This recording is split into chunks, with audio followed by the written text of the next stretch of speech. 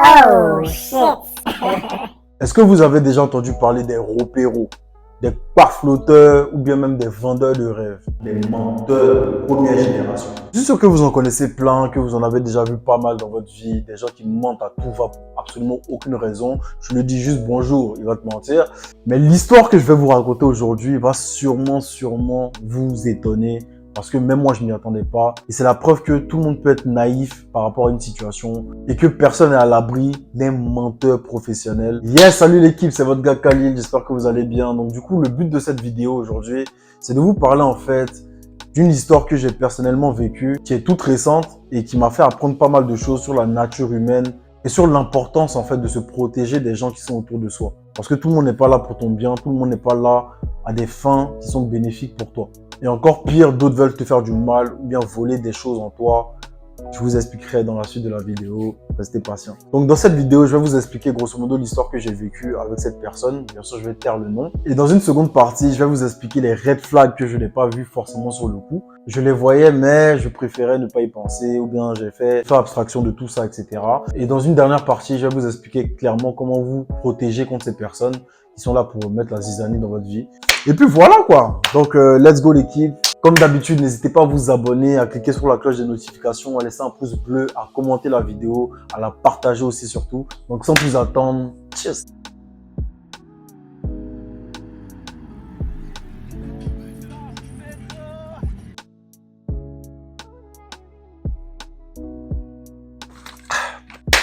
Ok, nous y voilà.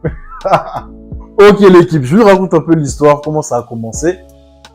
Grosso modo, j'ai mon agence immobilière, ok? Je vois un gars qui me suit sur les réseaux sociaux depuis pas mal de temps, on va dire grosso modo 2 ans, 3 ans, comme ça. Il commente régulièrement mes statuts, etc., comme beaucoup de gens et tout. Ce n'est pas mon ami, on parle vite fait, puis là, tu sais quoi. Bref, avançons dans le temps. Je suis là avec mon agence immobilière. Et un jour comme ça, le gars, il me dit, est-ce que tu es vraiment sérieux en fait? Parce que je tombe beaucoup sur des gens pas sérieux dans l'immobilier. Et là, j'ai des amis à moi qui veulent faire un investissement assez intéressant. Donc, si tu es sérieux, tu me dis. Vous connaissez votre gars, moi je suis très sérieux dans tout ce que je fais les choses avec éthique, diligence, loyauté, fiabilité, toutes les bonnes valeurs, je fais ça dans mon travail. Je lui ai dit clairement que peu importe l'importance du projet ou bien même la somme qui sera dans la transaction, etc., ça ne fait pas peur en fait. Donc du coup, ça a commencé comment? Le gars, il me dit clairement que ses amis-là en question, ce sont des personnes très importantes. On va dire des enfants de milliardaires, donc des personnes assez riches, et qui avaient pour projet, en fait, selon lui, de faire une station balnéaire à Assigny, entre mer et lagune. Ok. Je lui ai dit, il n'y a pas de problème, c'est difficile, mais je peux trouver ça. Donc je lui ai donné un rendez-vous dans mon bureau, on se voit. Je vous montre les images ici. Il est venu dans mon bureau, il a signé le mandat de recherche en bonne et due forme. On a décortiqué vraiment tout de A à Z. Donc, il m'a dit qu'on allait faire une séance de travail avec les gars, tranquillement, etc. pour voir l'avancement justement des recherches. Et c'est là que les premiers mensonges ont commencé. Et je vais tous vous les énumérer. Comme ça, vous allez voir que franchement, il y avait des red flags, mais je les ai pas vus en fait sur le coup. Déjà, pour commencer, la facture qu'il était censé payer pour les déplacements, il n'a pas payé. Donc, une semaine plus tard, il n'a pas payé. Et il a commencé à me raconter que grosso modo, il attendait un peu, etc., etc. Après, il a commencé à me dire que non, finalement, ces gars-là, ils sont pas prêts à payer, etc. Que non, la société est censée payer, alors que c'est lui qui m'a proposé de payer cette facture.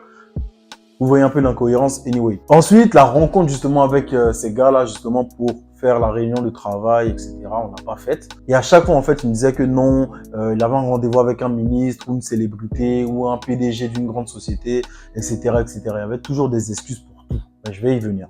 Donc le temps passe, moi je continue à travailler, je commence à mettre une pression de dingue à tous mes collaborateurs pour justement trouver ces terrains-là parce que c'était une grosse opportunité. Et le fait en fait qu'il me donne sa confiance m'a surboosté. Parce que moi quand tu me donnes ta confiance, je te la rends au centuple en fait. Donc j'étais gamé, je travaillais. Lui-même il me dit arrête de mettre cette pression. Je dis comment ça? Juste pour précision, hein, le dossier en fait c'était sur 5 hectares entre mer et lagune à Assigny. Et le budget, en fait, ça avoisinait les 5 milliards de francs CFA. Donc, vous voyez ce que je veux dire? Ça fait grosso modo 7 millions d'euros si je ne me trompe pas. Et la commission nette que j'étais censé percevoir dans cette transaction, c'était entre 100 millions de francs CFA et 200 millions de francs CFA. Ça fait grosso modo 200 000 euros, 300 000 euros en fait. C'est pas une petite commission. Anyway, vous voyez pourquoi j'étais galvanisé. Donc, le temps passe, je lui trouve des terrains d'exception. Je vais vous montrer des images, des terrains d'exception qui sont vraiment très beaux, qui sont très bien placés, vers l'embouchure, etc., etc. On a galéré pour trouver ça et j'ai payé vraiment pas mal d'argent pour qu'on puisse trouver ces terrains-là. Anyway, on continue. Donc, je finis par lui montrer 3-4 terrains assez intéressants. Il me dit, ok, je te reviens. Je lui dis, bon, viens, on fait une séance de travail avec tes gars pour qu'on puisse voir justement l'avancement des dossiers. Il me dit, oui, désolé, j'étais avec un ministre. Oui, désolé, j'étais avec Tom. Oui, désolé, j'étais avec Michael Jackson. Désolé, j'étais avec Casey. Oui, désolé. Laissez tomber. Toujours des choses, toujours des trucs. Un mois passe, donc du coup, je le relance par rapport à la facture. Et là, en fait, il est rentré dans une stratégie de me dire que je suis son frère. Comme lui, il bénéficie justement de son réseau de milliardaires et que lui, il a pas mal d'argent, soi-disant, il veut me donner une certaine somme, en fait. Le mec, il m'a pris pour sa baby maman, en fait. Il m'a pris pour sa copine, etc. Je lui ai dit, frérot, moi, je suis pas dans ça. Je t'ai fait signer une facture. Tu l'as signée en bonne et due forme, donc tu es censé me payer cette facture. Il dit, non, je vais te donner cet argent. Non, t'inquiète, je vais te donner 5 millions de francs CFA. Non, t'inquiète. Il est resté dedans. Moi, je m'en foutais de ça, en fait. Donc, je lui ai dit, bon, tu sais quoi, il n'y a pas de problème. Donc, j'ai juste laissé le dossier et je suis passé à autre chose. Et c'est là, en fait, que le gars, il a commencé, en fait, à m'appeler tous les soirs. Tous les soirs pour me raconter sa vie. Pour me dire comment lui, il a connu la première dame de Côte d'Ivoire, comment lui, il a connu justement ces jeunes-là, milliardaires, comment il pourrait m'aider justement à rencontrer des milliardaires, comment il pourrait me permettre justement d'avoir un bon réseau, etc. Donc au final, j'ai laissé l'affaire là parce que je me disais qu'il n'était pas sérieux. Je me disais juste que c'était quelqu'un qui n'avait pas de parole en fait, vous voyez. Mais comme il donnait quand même des bons conseils, j'ai continué à discuter avec lui, vous voyez. Et aussi, sans se mentir, je voulais apprendre aussi à avoir un réseau, etc., etc. Comme je sais qu'il n'y a que ça qui marche en Afrique, je lui ai dit, il n'y a pas de problème. Donc, à partir de là, on parlait même plus du dossier en question. On parlait uniquement du réseau, de comment on peut se voir justement chez lui pour qu'il m'apprenne justement certaines techniques, etc. pour avoir des faveurs, des boss, avoir des marchés, etc., etc. Je lui ai dit, il n'y a pas de problème. Il commence à me dire, viens chez moi tel jour. Je passe, le gars, il répond plus. Il me répond le lendemain pour me dire « Ah, désolé, j'étais avec un ministre, encore. » Mais malgré ça, il continue à appeler tous les soirs. Hein. Oui, t'inquiète pas, je vais te donner les 5 millions, etc. Or que je lui demandais absolument pas. T'inquiète pas, je vais te donner l'argent là, t'inquiète pas. T'inquiète pas, je vais te montrer Zézé Baya. T'inquiète pas, je vais te montrer Saouillon. T'inquiète pas, je vais te montrer tant, etc., etc. Il continue à me rabâcher ça tous les jours. Et c'est là que le gars, on s'est vu pour la deuxième fois. Donc c'est la deuxième fois que moi je l'ai vu dans ma vie. Hein. Il a dit, passe au préau, c'est un coin vert chez moi ici. Et ce jour-là, en fait, il m'a dit, faut passer, je vais te présenter à 2-3 de mes amis. Je suis passé, il était minuit comme ça. Et le gars, en fait, je vois qu'il était là, il se gratte, il est là comme ça, il parle, il met la main devant sa bouche, il laisse gratte la barbe, il gratte les cheveux. Il avait une Rolex au poignet, en fait. Il pensait, moi, je voyais pas que j'étais con. Je connais très bien les Rolex. J'ai vu, il avait une Pepsi customisée, façon dorée, etc., etc. Bon. Je calculais pas, tu vois, mais je me suis dit, bon, ok, il veut faire la mala, etc. Il veut me prouver que je ne sais quoi. Moi, je m'en fous de l'argent. Moi, je suis pas quelqu'un qui suis impressionnable avec l'argent, vous voyez. Il me présente ses amis, il me dit que lui, c'est le petit-fils du président togolais, ou bien je sais pas quoi. Je le connais pas, le type. Il me dit, oui, lui, il fait ça, lui, il fait ça, lui, il fait ça. Je dis, ok, pas de problème. Après, il me prend un aparté et commence à me raconter des anecdotes de malade. Comment il a rencontré la première dame. Il commence à me raconter comment il a connu Ahmed Bakayoko, etc. Comment il a connu Yerim Bakayoko, pour ceux qui le connaissent. Comment il dit que lui, il a sa chambre qui est chez eux là-bas à la maison. Il me dit que la première dame, il a connu un jour comme ça. Il partait à son association, il lui a laissé 2 millions. Après, je sais pas quoi, des années plus tard, il a revu encore, elle lui a laissé un chèque en blanc. Et puis, il a fait ça. Des anecdotes précises de malade. Et si je vous dis que ces journées sont calculées sur des mensonges, vous n'allez pas croire en fait. Le gars, en fait, il a son planning de la journée, mais tout ça, c'est fou. Il va te dire, ok, le matin, je dois aller voir le ministre de temps. Après, ouais, désolé, là, je suis occupé, là, je dois partir voir telle personne. On a un truc à finir là, etc., etc. Il te dit la chose avec précision. Avec précision. Il connaît les tâches qu'il doit faire dans la journée avec précision. Après, il te dit, non, oui, là, je dois aller accompagner mes enfants, tel endroit. Après, je dois aller faire ça. Je continue l'histoire. Donc le temps passe. Le gars continue à me raconter sa life encore et encore. Et vas-y, un jour comme ça. Donc là, on a totalement laissé le truc d'Assini. Hein. C'est fini. Ça, on avait oublié. Le gars comme ça, un jour, pendant qu'on s'appelle, il commence à me parler de trucs chelous. Là, il a commencé à dériver un peu sur des trucs bizarres en fait. Un jour comme ça, il me dit que ouais, il y a un tonton qu'il connaît, qui a vu ma photo sur les réseaux sociaux. Comme ça. Et qui me trouve sexy. et que le gars, en fait, il veut juste me... pour de l'argent, pour me donner 100 millions de francs CFA. Je lui dis, tu es malade ou quoi? Pourquoi tu dis des trucs comme ça? Il me dit, non, il y a une autre dame aussi, de 70 ans, qui veut que j'aille là, pour me donner 50 millions. Je lui dis, mais c'est quoi? Frère, je suis là pour travailler, tu me parles de quoi, frère? Et là, il fait comme si, genre, c'est une blague. Il dit, non, mais, non, en fait, c'était juste pour te tester, etc., etc. Mais il ne me teste pas. Lui, là, je suis sûr que c'est un proxénète. Anyway, après, il commence à me parler de mysticisme. Et il me dit, en fait, que j'ai une étoile, que j'ai une lumière, que j'ai un charisme, que j'ai une chance, que j'ai quelque chose comme ça, et que je dois me méfier des gens autour de moi pour justement ne pas me faire attaquer et voler mon étoile, en fait. Tu vois. Il dit que les gens comme moi, ce sont les gens qui attirent beaucoup de mauvaises personnes, qui attirent beaucoup d'homosexuels, désolé du terme, mais il dit que les homosexuels, quand ils se rapprochent de toi, c'est parce que tu es quelqu'un qui a une étoile, tu brilles. Et effectivement, bon, il y a beaucoup de gars qui viennent me draguer quand se disent la vérité. Et que ce soit des femmes ou des hommes en général, mais genre bref, Abidjan ici, c'est rempli des haines.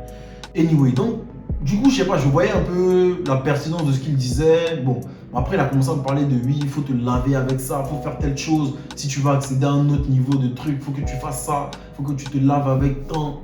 Je me dis, frère, moi, je suis pas dedans. Moi, je suis un gars, tout ce que je connais, c'est mes compétences, c'est le travail. Mets-moi sur une opportunité, je vais prouver ma valeur, je vais gagner de l'argent avec ça, en fait. Je suis pas dans les bêtises. Il me dit, ok, il n'y a pas de problème, etc. Mais c'est l'Afrique, hein, c'est ceci. Il dit, ok, il n'y a pas de problème. Donc, les jours passent. Et un jour comme ça, il me sort, ah mon frère, là, je suis sur une grosse opportunité. C'est la plus grosse opportunité de ma vie. Je pense que vraiment, ça peut m'emmener à un autre niveau de l'entrepreneuriat, etc., etc. J'ai une société de cajou, donc d'un arcade pour ceux qui connaissent. Et grosso modo, là, moi j'étais exportateur, j'étais un simple exportateur, je faisais des petits voyages pour trouver d'autres partenaires. Et un jour comme ça, je suis tombé sur des Vietnamiens, ok, qui étaient très intéressés par le cajou. Et grosso modo, là, ils vont venir en Côte d'Ivoire ici pour justement signer un gros deal avec moi parce que bon, je leur exportais des tonnes et des tonnes. Ils ont bien aimé la marchandise, donc là, ils voulaient vraiment faire un truc gros. Donc je lui ai dit, ok, il n'y a pas de problème. Donc du coup, naturellement, je lui dis félicitations à toi, j'espère que ça va bien se passer, etc., etc. Donc le lendemain au soir, il m'appelle, il me dit que tout s'est bien passé, je dis Dieu merci. Et il me dit grosso modo que les Vietnamiens sont venus en jet privé, ou bien je ne sais quoi, pour venir signer justement le contrat. Et que lui-même, il les a reçus en fait au ministère de la Jeunesse, parce que le ministre de la Jeunesse, c'est son grand frère, entre guillemets. Anyway, et que tout s'est bien passé. Je dis ok, Dieu merci, comment moi, je vais tirer mon épingle du jeu pour gagner quelque chose dedans en fait. Donc directement, il me dit que là, il a besoin de bureau parce que les Vietnamiens vont bouger et ils reviennent en fait une semaine plus tard. Donc il faut que je trouve un bureau, il faut qu'on meuble ça rapidement. Donc moi, je me dis, bon, là, il peut mentir dans quoi? Qu'est-ce qu'il peut gagner chez moi en fait, concrètement? Il a clairement quoi à gagner en fait là s'il me ment. Anyway. Donc du coup, je commence à rechercher les coins intéressants, etc. avec mon argent. Je vais à Trècheville, je vais au plateau, je vais partout. Et je trouve un bureau assez intéressant qui est vers Abidjan Mall pour ceux qui connaissent. Je lui montre, il dit directement c'est ça que lui il veut. C'est à 3 millions de francs CFA par mois. Il dit prends ça sur 5 ans. Donc du coup, je contacte les personnes qui s'occupent de l'immeuble en question, où il y a le bureau. Et voilà, il nous donne rendez-vous un samedi, ok, pour payer. 5e manque de parole. Du coup, on s'était dit un samedi à 10h, ok, personne ne travaillait, mais on a tous fait le déplacement pour venir justement gérer ça. Il n'a plus répondu toute la journée. Et comme à ses habitudes, il n'a pas répondu toute la journée. Le soir, il dit désolé, il était à la banque. Et donc, du coup, il m'a fait un faux plan comme d'habitude. Il n'est pas venu. Et là, par contre, là, ça m'a un peu vénère parce que là, c'était des grandes personnes, des personnes assez importantes qui ont accepté justement de donner cette opportunité. Et en plus de ça, j'étais censé gagner une bonne commission. Donc, il a reporté ça au lundi. Il a dit désolé, il était à la banque, etc., etc. On a laissé. Il a dit qu'il était désolé, qu'il était à la banque, que lundi à 10h, ça allait être réglé. Donc, pas de souci. Le lundi en question arrive, ok. Moi, je me lève très tôt le matin pour aller justement gérer ça. Et du coup, le matin, quand j'appelle la personne qui s'occupe de l'immeuble, elle me dit qu'ils ont déjà parlé ensemble et que justement c'était repoussé à 15h. Donc à 15h, je rappelle, je demande c'est comment. On me dit tout simplement qu'il ne répond pas. Donc je l'appelle, il ne répond plus toute la journée. C'est à 22h qu'il m'appelle, qui me dit que grosso modo, il était à la banque. Et il y a un ministre en fait qui l'a rencontré là-bas, ok, et qui lui a proposé quelque chose vers l'ambassade des États-Unis. Ouais, je lui ai dit, t'es sérieux? Il me dit non, mais là ouais, c'est un truc, c'est un budget colossal, il faut que j'ai un truc bon. Je dis ok, c'est quoi, c'est pas grave. Comme j'étais censé ramener quelqu'un pour la décoration, je me suis dit j'allais me rattraper là-dessus. Donc du coup, naturellement, pour la décoration, je me suis retourné vers un ami à moi, un frère à moi carrément, qui est hyper sérieux dans son travail.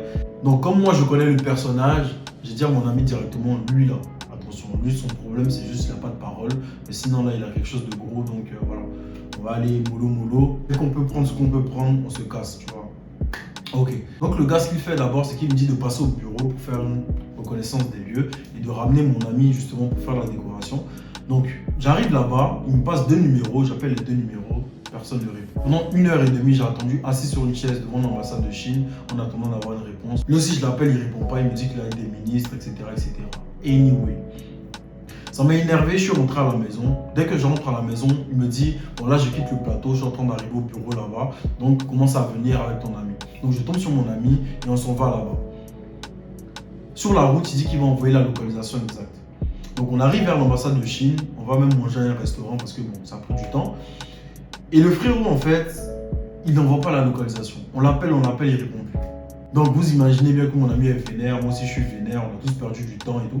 Donc on se retourne à la maison et dès qu'on arrive à la maison, il envoie la localisation maintenant. Je vous jure, regardez la localisation. C'est au plein milieu de l'autoroute. On lui a dit tu te fous de la gueule de qui, frérot.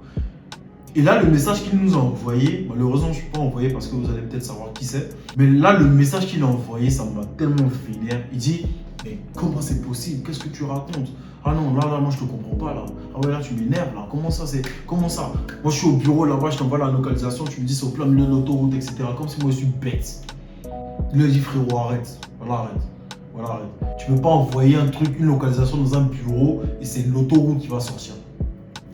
Il me dit ok, il n'y a pas de problème. Demain, je me rends là-bas, je vais te passer le numéro de quelqu'un qui va t'envoyer la localisation. Je dis il n'y a pas de problème. Grosso modo, le lendemain, il me dit je vais t'envoyer la localisation via quelqu'un.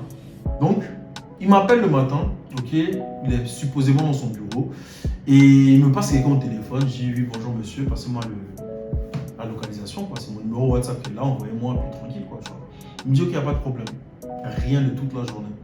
Le soir, il recommence avec cette connerie de je ne sais pas quoi, ceci, cela, c'est rentré ici, c'est sorti là-bas. Et à partir de là, en fait, ça m'a juste saoulé. Je me suis dit c'est bon, ça y est, j'en ai marre, il m'a cassé la tête. Le gars, il a rien apporté, je me casse, tu vois. Et du coup, là, j'ai commencé à me reconcentrer sur mes anciens dossiers, donc d'immobilier. J'ai commencé à bien travailler avec un ami à moi qui est aussi un frère. Et cet ami-là en question connaît très bien les jeunes milliardaires, entre guillemets, dont il m'avait parlé pour l'histoire d'Assini. Il les connaît très bien, ce sont ses amis carrément. Mais je ne voulais pas en fait lui demander directement parce que moi je suis loyal et je ne voulais pas sauter le gars en question, vous voyez. Mais là en fait ça m'a juste saoulé. Je savais que je ne pouvais rien gratter de son côté, donc du coup cet ami en question me demande quels sont mes dossiers en immobilier. Je sors les différents mandats de recherche que j'ai, les différents mandats de vente que j'ai. Donc je lui dis au frérot que pour le dossier d'Assini, c'est un gars qu'il connaît qui m'a présenté ce dossier et qu'il est le grand frère entre guillemets spirituel de tous ces enfants de milliardaires grosso modo, et que le dossier n'avance pas en fait. Donc est-ce que lui peut essayer de voir auprès de ses amis de quoi il en est, pourquoi ça n'avance pas, etc. Il me dit le gars il s'appelle comment? Je dis il s'appelle tant. Il me dit quoi? Il dit tant. Je dis son nom. Il me dit je le connais pas. Je lui dis comment ça? Il te connaît très bien. Il me dit il te connaît très bien, il t'a parlé plusieurs fois. Enfin, certes il n'est pas trop proche de toi mais il te connaît très bien. J'ai dit bon, demande à telle personne, parce que lui en question, il est censé lui avoir donné une voiture, il est censé lui avoir payé plein de voyages, il est censé lui avoir donné de l'argent, ils sont censés se parler presque tous les soirs. Donc je vois la photo du gars, la personne en question, il dit je le connais absolument pas. On envoie une autre personne, je le connais absolument pas. On envoie une autre personne, je le connais absolument pas. Et là en fait, je suis comme un con. Je suis là, je dis mais putain de merde, il m'a menti depuis le début en fait. Et je suis tombé des nues, hein. Vous allez vous dire c'est con, mais en vrai de vrai, quelqu'un qui ment avec autant de précision, c'est très difficile de discerner le vrai du faux. Donc du coup, j'ai tout simplement commencé à serrer en fait. Je me suis dit, c'est un truc de fou en fait. Et bizarrement, quelques jours avant, j'avais dit à un de mes frérots, s'il y a une personne, on me dit qu'il a menti sur toute sa vie, et genre je vais pas m'étonner, ce sera lui en fait. Parce que il n'a rien respecté comme parole depuis qu'on se connaît. C'est incroyable. Et là même, il y a plein de trucs que j'ai oubliés, que j'aurais pu vous dire, mais la vidéo elle est trop longue en fait. Et en fait, après ça, Je voulais faire le gars en mode je sais pas ce qui se passe et je continue à parler avec lui. Mais le lendemain, il me racontait qu'il était avec Franck Caissier, c'est pour ça qu'il m'a pas répondu, etc., etc. Ça m'a juste saoulé. J'ai dit Joe, regarde, en 2 secondes, faut arrêter des trucs, là, arrête tes bêtises. Regarde la story de la femme de caissier, regarde ta story, c'est la même chose. Et toi, tu poses des trucs comme ça tous les jours en faisant croire que tu es avec certaines personnes, que tu fais certaines choses, que tu es telle personne, que tu as telle chose dans ta vie, que tu as telle... Enfin, tu mens sur toute ta vie sans aucune raison. Je dis que franchement, avec l'intelligence que tu as, c'est vraiment stupide en fait. Si c'était moi 2-3 ans avant, j'allais me dire, bon, il m'a fait perdre du temps, de l'énergie et de l'argent. Je vais le retrouver pour le gifler en fait. Et très honnêtement, j'en ai un peu envie. Je ne vais pas vous mentir, j'en ai très envie de le gifler. Mais je vais laisser pour moi à Dieu. Je l'ai juste bloqué. Fais ta vie. Mais c'est une grande leçon pour moi en fait. C'est une très grande leçon. Il y a des gens qui mentent énormément dans ce pays. On ne peut pas savoir leurs intentions. Si c'est des intentions juste d'extorsion, si c'est le mal qu'ils vous veulent, donc le mal de manière spirituelle, hein. Il y a des gens qui s'attaquent à votre âme en faisant des incantations, en prenant votre étoile, en prenant votre chance. Au début, moi, je n'y croyais pas. Très honnêtement, moi, je suis quelqu'un, j'ai été élevé un peu à l'européenne. Je n'y croyais pas. Mais petit à petit, avec tout ce que je vois dans ce pays, je crois que c'est réellement possible en fait. Parce que quand il me parlait de ces incantations, de ces trucs, etc., moi, pour moi, il parlait des trucs, moi, ça ne m'intéressait pas. Mais peut-être qu'il essayait de prendre des choses en moi, en fait, pour se nourrir lui-même, en fait. Vous voyez ce que je veux dire? Donc, faites très attention à qui vous côtoyez dans ce pays, c'est hyper important. Bon, les premiers red flags, c'était quoi? Très honnêtement, dès le début, je commençais à avoir des trucs chelous parce que je vois que le gars, en fait, il repostait des personnes assez importantes dans ses stories. Des Zach Moukassa, des Attal, comme ça, le ministre français. Des personnes importantes, en fait, vous voyez, des séries Dorcas, des Madame Diagou, etc. Des personnes très importantes, mais personne ne le ripostait, en fait. Il n'y a que lui qui postait les gens et tout le temps, c'était mon grand frère, merci pour la rencontre, merci pour ceci, cela. Il les taguait tous, mais lui, on ne le taguait jamais. Dans ses abonnés, je remarquais que personne n'était abonné à lui. Il était abonné à toute la terre, mais personne n'était abonné à lui. Vous voyez. Ensuite, le troisième red flag que je voyais, c'était par rapport à sa vie. Il disait que bon, on lui avait donné une maison aux Arcades 1. Moi, j'habite dans un quartier pas très loin. Et du coup, bon, le jour, il m'a invité chez lui 1 fois, 2 fois, 3 fois. Et que je me rends compte que je n'ai pas réussi à passer la barrière du quartier. Je me suis dit, bon, il y a forcément un problème avec sa maison. Pourquoi il ne veut pas que j'arrive là-bas? Quand dès que j'arrive là-bas, il dit qu'il a un rendez-vous. Vous voyez ce que je veux dire? Surtout que j'ai dit son nom au gardien de la cité et personne ne le connaissait. Alors que moi, tu as juste à dire, bon, le petit jeune, tu me décris physiquement, c'est fini, ils savent qui je suis. Et ensuite, bien sûr, quand il disait des choses et qu'il ne faisait pas, à chaque fois, ça réveillait mon doute un peu. Quand j'ai vu sa Rolex, bon, je me suis dit, il y a les fausses Rolex à 2000 francs qu'on peut trouver, donc ça ne m'a pas impressionné en fait. En fait, c'est plein de choses mis bout à bout. Quand je les raconte comme ça, vous allez vous dire, bon, forcément, c'est un arnaqueur, mais quand vous êtes dedans et que chaque jour, il vous dit quelque chose, vous vous en rendez pas compte en fait. Mais par contre, ce qui est bien avec moi, c'est que dès le début, son manque de parole a fait que j'ai coché une case déjà dans ma tête. Lui, je ne peux jamais lui prêter même 1 franc. Donc, tant qu'il ne me demandait pas de l'argent, je me disais qu'il n'était pas dangereux en soi. Vous voyez. Mais bon, après, le gros red flag, le dernier gros red flag, c'était quand il disait qu'il connaissait un de mes frérots à moi et qu'il connaissait sa mère et son père. Ce sont des gens qui sont très discrets et même sa sœur. Des gens qui sont très discrets et ils ne se mélangent pas à tout le monde en fait. Et quand il disait qu'il les connaissait, je me disais, bon, le gars, on a grandi ensemble. Je le connais depuis qu'on n'est même pas né. Je t'ai jamais vu dans ma vie, frère. Donc, qu'est-ce que tu me dis que toi, tu les connais, tu les as vus? Tu vois ce que je veux dire? Et bref, là, ça paraît vraiment con, mais bon, écoutez, ça arrive des fois qu'on peut être crédule. Donc, écoute, on l'accepte et le truc, c'est de ne pas recommencer ces erreurs-là, en fait. Maintenant, les conseils, en fait, pour éviter ce genre de personnes, c'est clairement de tester les personnes, en fait. C'est-à-dire que quand il y a quelqu'un qui s'approche de vous, vous dire qu'il est temps, surtout dans le business, qui vous dit que lui, il est temps, il est le fils de telle personne ou il fait telle personne, ne regardez pas ça. Faites-lui un test. Passez-lui une faible somme, en fait, qui vous fait pas trop mal et dites-lui de garder cette somme pendant 2-3 semaines parce que là, vous avez un empêchement, vous sortez une histoire. Et si il vous redonne cette somme, c'est déjà un premier test et c'est bon. Si il fait quelque chose avec cet argent ou bien il disparaît avec cet argent, vous avez votre réponse. Ensuite, deuxième test, vous faites un petit business mineur avec lui. Vous essayez de gérer une petite opération. Si vous voyez qu'il se comporte de la bonne manière, il a passé. S'il se comporte bizarrement, vous le ghostez directement. Par exemple, si vous faites un tout petit business et qu'il y a une petite commission à avoir et qu'il commence à trop négocier sur les commissions, il dit non, mais moi j'ai fait ça, toi t'as fait ça. C'est des gens qui sont trop cupides, qui ne voient pas vraiment l'intérêt de votre relation, à part l'argent en fait. Vous voyez ce que je veux dire? Donc ça, c'est des gens à ghoster directement. Après, il y a plein de petits tests comme ça que vous devez faire, mais vous devez les tester en fait. Ne vous fiez absolument pas à ce qu'ils vous disent en fait. Surtout en Afrique ici. Moi, très honnêtement, j'ai connu des menteurs dans ma vie, mais à ce niveau-là, je n'ai jamais connu. Quelqu'un qui passe sa journée à regarder la vie des gens, à prendre des stories dans les statuts des gens pour faire sa propre story, à raconter toute une histoire, à programmer sa journée de mensonges. Il dit que ouais, ce matin, je fais ça. Ensuite, je fais ça. Après, je fais ça. Toute sa journée est basée sur un mensonge. C'est un truc de malade en fait. C'est un truc de malade en fait. Vous ne pouvez pas imaginer. Et je ne suis pas le seul en fait qui est tombé dans son panneau. Hein. Mes employés aussi sont tombés dans son panneau parce que tout le monde croyait en fait.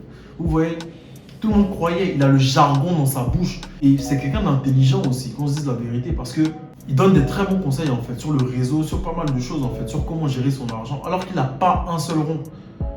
Il y a un autre red flag aussi que j'ai oublié de dire tout à l'heure. Quand il est venu dans mon bureau, donc les images que je vous ai montrées, quand il est sorti, il dit ouais, je suis venu avec la voiture des enfants, j'ai garé ça un peu loin, etc. C'est un menteur. Il n'a aucune voiture. Il a aucune voiture. Il circule en bien double pied. Quand je l'ai vu au préau vers chez moi ici, le gars, il a dit la même chose. Je suis venu à pied, etc., etc. C'est un gros cochosseur, un gros marcheur. Donc vraiment les gars, faites attention. Faites en sorte de prioriser les relations. Et pour prioriser les relations à l'argent, il faut vraiment connaître les personnes, il faut vraiment tester les personnes pour savoir qui ils sont réellement. Parce que dès qu'on parle d'argent, les comportements changent souvent. Vous voyez. Donc voilà l'équipe, c'était un peu tout pour cette vidéo. Franchement, j'espère que vous avez kiffé. Ça fait longtemps qu'on ne s'est pas parlé. Donc je vais essayer d'être un peu plus régulier, mais essayer de proposer pas mal de sujets. Donc voilà l'équipe, c'était tout pour moi. Donc si vous avez kiffé la vidéo, n'hésitez pas à vous abonner, à cliquer sur la cloche des notifications, à laisser un pouce bleu et bien sûr à partager la vidéo si elle vous a plu. C'était Kali le seul, on est ensemble. Cheers.